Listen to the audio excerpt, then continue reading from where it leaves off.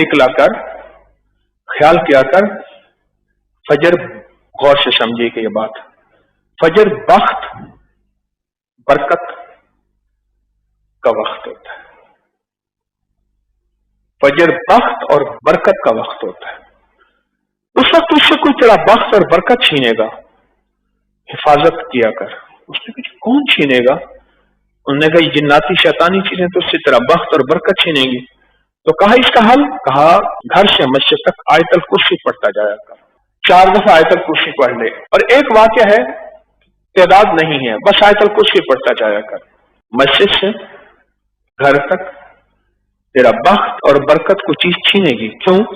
फजर का वक्त बख्त और बरकत के लिए है, एन बख्त और बरकत के लिए फजर का वक्त है।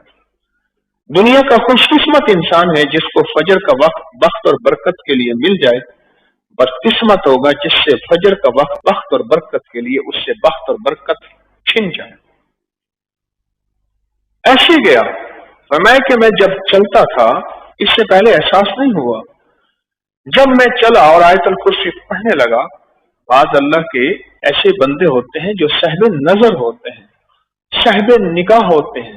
कहा कि मुझे महसूस हुआ कि मेरे इर्द गिर्द कुछ लोग हैं, चल रहे हैं, मुड़ के देखता हूं तो कुछ नहीं हैं।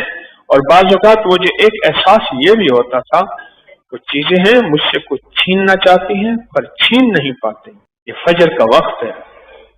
आयतल कुर्सी की अजमत, आयतल कुर्सी की ताकत, आयतल कुर्सी का कमाल इस बख्त को और बरकत को बचाता है, बख्त को और बरकत को बचाता है। और आयतल कुर्सी की ताकत और कमाल ऐसे अनहोने वाकयात से बचाता है, खुद इंसान को पता ही नहीं होता और उससे बलाएं टल जाती हैं, और उससे आफतें दूर हो जाती हैं, और उससे मुसीबतें दूर हो जाती हैं।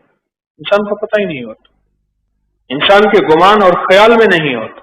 आयतल कुर्सी अमन नहीं है सिर्फ इसमें, आयतल कुर्सी इसमें आजम है, जरूरतों का इलाज है, मुश्किलों का इलाज है, जादू का इलाज है, जिन्नात का इलाज है, सिफली चीजों का इलाज है। अच्छा, आयतल कुर्सी में एक चीज है,